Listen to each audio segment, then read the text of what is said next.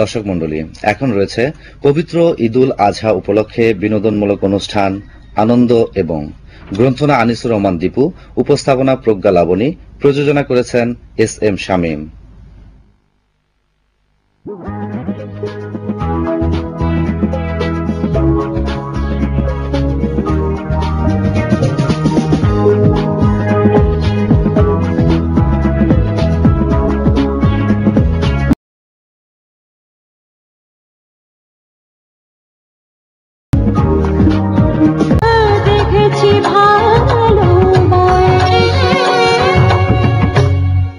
ঈদ এলে সবার জীবন যেমন সুখী রঙে ভেসে যায়, তেমনি বেড়ে যায় ঈদ কেন্দ্রিক ব্যবসার ধরন। কোরবানির পশুর এই বইটি পড়লে আপনারা জানতে পারবেন কোন রঙের গরু।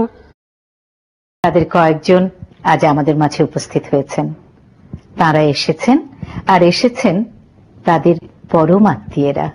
আমাদের ডান পাশে রয়েছেন আকরাম খান, মাঝে রয়েছেন জাভেদ উমর বেলিম, মিনহাজুল আবেদিন নান্নু, আর বাম পাশে রয়েছেন মিসেস আকরাম, মিসেস জাভেদ উমর, মিসেস নান্নু। আমরা সবসময় বলে থাকি যে ক্যাচ তো সব মিস, মানে ক্যাচ মিসের জন্য ম্যাচ মিস হতে পারে। তো আপনারা তো অনেকদিন ধরে খেলেছেন বা এখনো খেলছেন, তো আপনাদের জীবনে মানে খেলার ক্ষেত্রে এরকম কোন ঘটনা আছে কি যে ওই ক্যাচটা মিস হওয়ার জন্য আমাদের ম্যাচ হারতে হয়েছে, বা ওই ক্যাচটা ধরার জন্যই মানে ম্যাচটা আপনি জিততে পেরেছেন?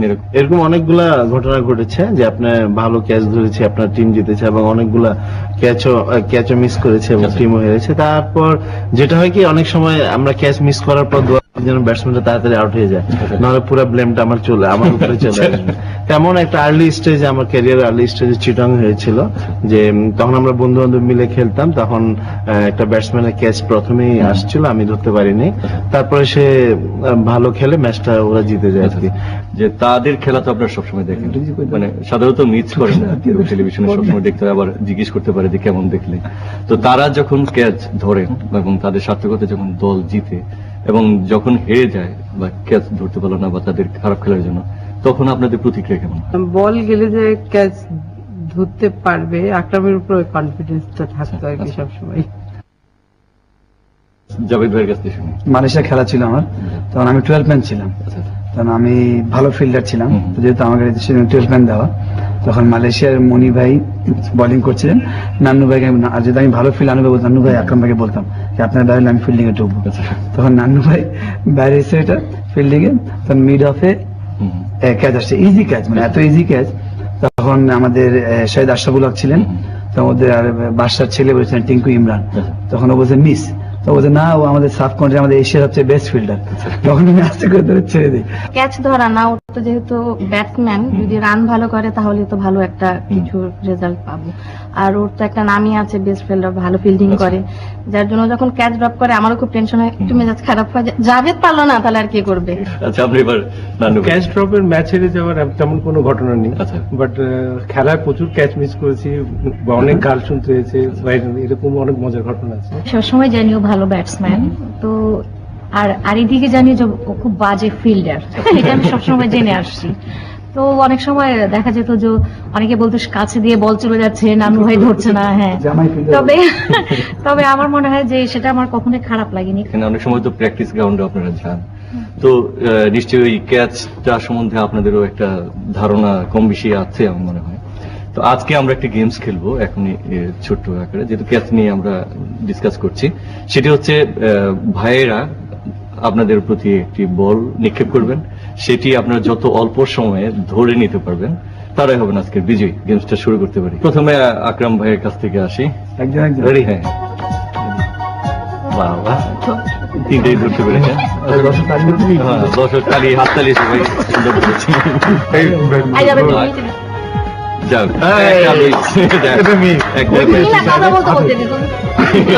এবার নান্নু ভাইয়ের এখানে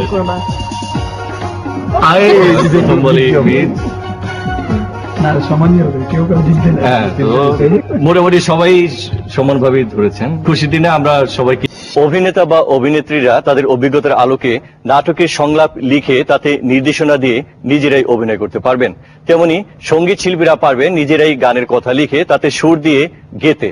তবে আজকে আমরা তার একটু ব্যতিক্রম করব, সেটা হচ্ছে অভিনেতা অভিনেত্রীরা নাটকের সংলাপ বলে দিবেন, সেগুলোতে অভিনয় করবেন সঙ্গীত শিল্পীরা, আর সঙ্গীত শিল্পীরা গানের কথা বলে দিবেন, সেগুলো গেয়ে শোনাবেন অভিনেতা অভিনেত্রীরা। আজকে আমাদের স্টুডিওতে এই মুহূর্তে উপস্থিত রয়েছেন আমার ডান দিক থেকে বিনু আহমেদ, তানজিনা রুমা এবং রুকসি, আর বাম দিকে রয়েছেন অভিনেতা আশরাফ কবির, আসিফ রূপন এবং ফারজানাত ছবি। আমরা সবসময় তাদেরকে তাদের নিজস্ব ভূমিকায় দেখে থাকি। এখন আজকে আমাদের গেম শুরু করছি। আপনি খুব বদরাগী কিংবা আপনি খুব জেদি কিংবা আপনার ঝগড়াটে একটি চরিত্র অভিনয় করে দেখাতে হবে আপনাকে। অবশ্যই। এই এখানে বসে কি করছো? বলেছি না তাড়াতাড়ি পড়তে বসতে, যাও তাড়াতাড়ি পড়তে বসো গিয়ে। পড়ার টাইমে টিভি দেখা কেন? এই ডিশ দেখে দেখে যে তোমাদের কি হ্যাবিট হয়েছে, পড়াশোনার একটা লাঠি উঠে দিয়েছো পড়াশোনা। একটা ফোক গান করে। হাওয়ার উপর চলে গাড়ি, হাওয়ার উপর চলে গাড়ি, লাগে না পেট্রোল ডিজেল, মানুষ একটা 2 চাকার সাইকেল।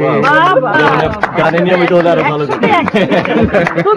রুমা এখন খুব রাগী, মানে গরম হতে হয়, খুব গরম। বাসায় সবাই তাকে বকাঝকা করে, সে খুব নরম মনের একটা মেয়ে, সব সময় থাকে এবং সে মনে মনে কথা বলে যে আমাকে কেন এরকম করে, কেন এই কষ্টগুলো দেয়। তোমরা আমার সাথে এমন করো কেন? আমি তো অনেক ভালো না? আমি তোমাদেরকে একটু বদার করি? তাহলে কেন এমন করো? 100তে 100।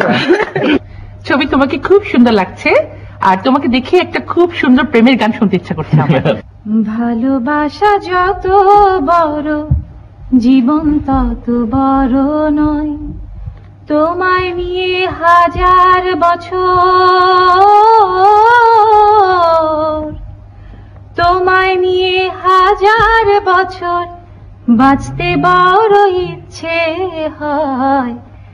ভালোবাসা যত বড়, জীবন তত বড় নয়।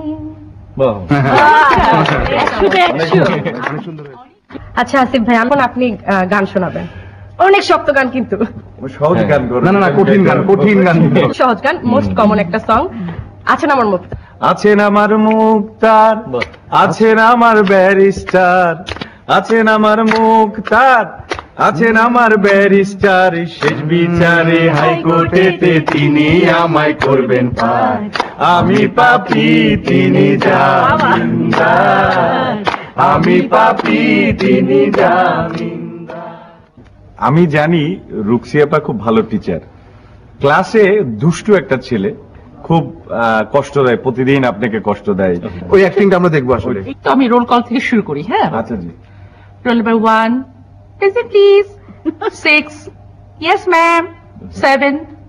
7, সাদিয়া, where are you? কিছু কিন্তু দেখা যাচ্ছে না, খালি চুল দেখা যাচ্ছে। What are you doing? কাছে এসে দেখলাম সে MP3 গান শুনছে, কানে হেডফোন আছে। ওকে, তুমি কি করছো এখন? তোমার যে কাজ দিচ্ছি সেটা করো। তুমি এখনই আমাকে ট্রান্সলেশন করে দেখাও।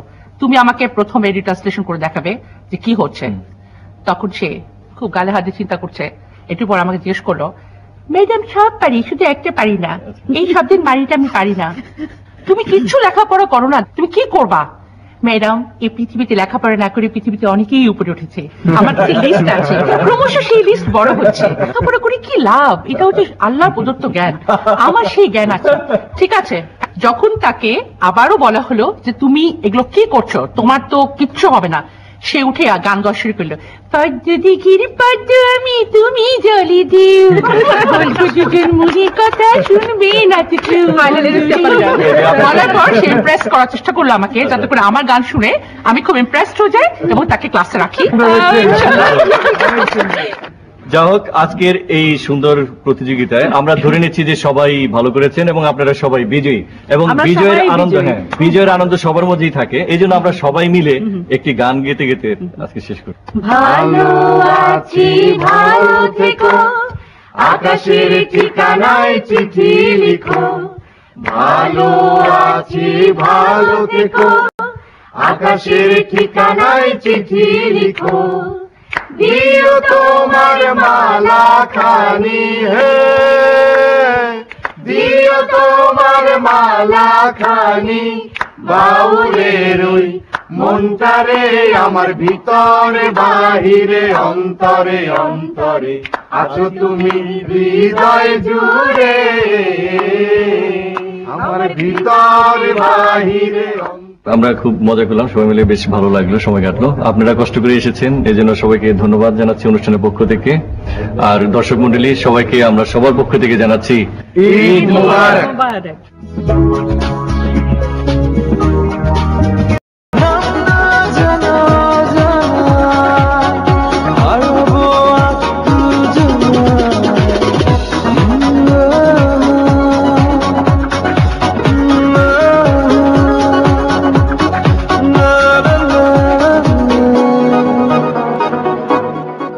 ইগো কথাটি ছোট্ট অতি, কিন্তু জানেন ভাই, ইহার চেয়ে খারাপ জিনিস ত্রিভুবনে নাই। পড়ালেখা কিংবা কাজে কর্মে ইগো থাকে সবখানেতে, তবে বড় মানুষের মাঝে থাকলে ইগো অধিক ব্যথা পায়। আমাদের আজকের আলোচ্য বিষয় হচ্ছে ইগো প্রবলেম। বরাবরের মতো আমরা আমাদের স্টুডিওতে আমন্ত্রণ জানিয়েছি দুজন আলোচক। আমার বাম পাশে রয়েছেন আফরিন, শায়ের এবং ডান দিকে রয়েছেন সাকিব এবং সনেট। ওনারা বরাবরই সারাদিন অনর্গল কথার মাধ্যমে অগণিত শ্রোতাকে মাতিয়ে থাকেন। সাথে আছি আমি আফরিন এবং আমার সাথে আছে শায়ের। এই মুহূর্তে বলছি সবাইকে ঈদ মোবারক। এবং আমিও জানাচ্ছি সবাইকে ঈদ মোবারক। কিন্তু ব্যাপার হচ্ছে যে আমার যেটা মনে হয় সেটা আমাদের ঈদটা অনেক ভালোভাবে কেটেছে এবং আমরা অনেক সুন্দরভাবে আমরা টোটালি ঈদটাকে এনজয় করেছি এবং গরুর মাংস খেয়েছি, হ্যান করেছি, ত্যান করেছি, অনেক কিছু করেছি। কিন্তু একটা জিনিস মাথা থেকে আমরা যাতে ভুলে না যাই, আপনি আমার যেটা মনে হয় সেটা হচ্ছে যে আমাদের পরিষ্কার পরিচ্ছন্নতার ব্যাপার। এই মুহূর্তে চলে যাচ্ছি পরবর্তী গানে। কোথাও যাবেন না, থাকুন আমাদের সাথেই। ওকে, আপনারা আমাদের সাথেই থাকুন, থাকবো আরো কিছুক্ষণ। তবে ঈদ যেহেতু চলে আসছে, সবাইকে ঈদের শুভেচ্ছা, ঈদ মোবারক। কোরবানির ঈদ, সবাই কোরবানি নিয়ে ব্যস্ত, আনন্দ একটু দিতে আমরা দুজন হাজির হয়ে গেছি এই অনুষ্ঠানে। আর কিছু কি বাদ যাচ্ছে? হ্যাঁ, বাদ যাচ্ছে। ঈদের সবচেয়ে বড় যে অংশটা খাবার দাবার, সেটা তো সাকিব বাদ দিয়ে গেল। যাই হোক বন্ধু, খেতে খেতে আবার ভুলে যাবেন না যে ওভার ওয়েটের যারা হয়ে গেছেন তাদেরকে কিন্তু খাওয়ার ব্যাপারে একটু কনসিয়াস হতে হবে।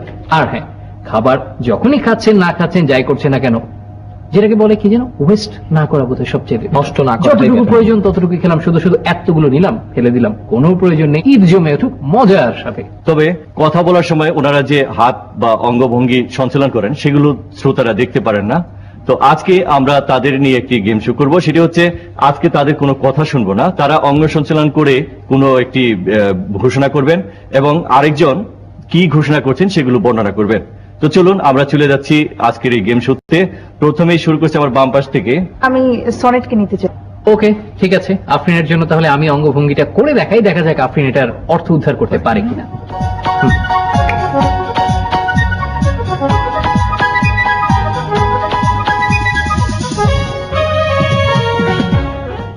ওকে, তুমি বলেছো যে এই মুহূর্তে আপনাদের সবার সাথে আছি আমি সনেট এবং আফরিন। এই মুহূর্তে স্টুডিওতে আর থাকছি না, চলে যাচ্ছি ঢাকার রাজপথে জেনে নিতে ঢাকার চাকা। ঠিক হয়েছে। আচ্ছা, নেক্সট।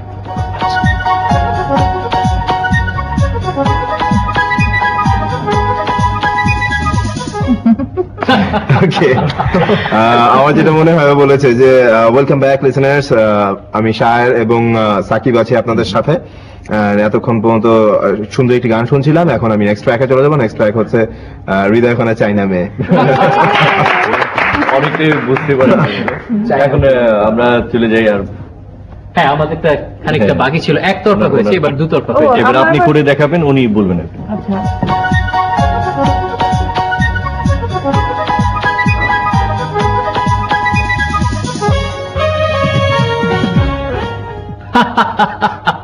আমি ধরে ফেলেছি ব্যাপারটা, যে ফিরে এলাম আবারও বন্ধুরা আপনাদের সাথে, সনেট এবং আফরিন আছি। বাট এই মুহূর্তে আমরা চলে যাচ্ছি বাজারে, জানতে আজকের বাজারে কোন জিনিসটার কোন দাম। মাঝখান দিয়ে বাদ হয়ে গেছেন।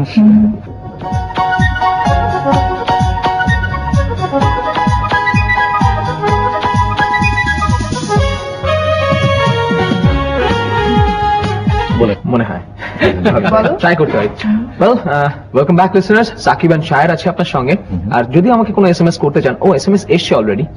কি এসছে? অমুক অমুক তো বলেছে আই লাভ ইউ। আচ্ছা, ঠিক মিলেছে সাহেব। আচ্ছা, তাহলে সাকিবের জন্য একটা তালি। তো আমরা দেখলাম যে তারা অঙ্গ সঞ্চালনের মাধ্যমেও তাদের ভাষাগুলো বোঝাতে সক্ষম হয়েছেন। তবে একটি জিনিস আমি খেয়াল করেছি, সেটা হচ্ছে যখন তারা অঙ্গ সঞ্চালন করেছেন তখন কিন্তু তাদের মুখটিও নড়ে গিয়েছিল। হয়তো সবসময় আজকের কাজটি করতে করতে এই কাজটি হয়েছে। তো যাই হোক, খুবই সুন্দর এবং উপভোগ্য হয়েছে আপনাদের এই পর্ব।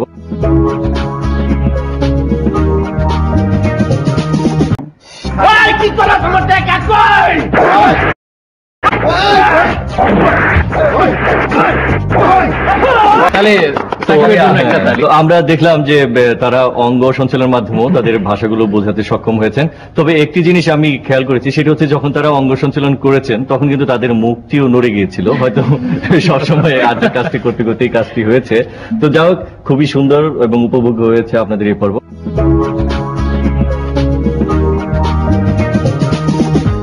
ঈদ এলেই সিনেমা হলগুলোতে নতুন ছবি মুক্তি দেওয়ার হিড়িক পড়ে যায়। আর এইসব ছবির প্রতি দর্শকদের আকৃষ্ট করার জন্য বিভিন্ন ধরনের বিজ্ঞাপন প্রচার করা হয়ে থাকে। আমরা রেডিওতে প্রায়শই একটি ভরাট কণ্ঠে এই ধরনের প্রচারণা করতে শুনি।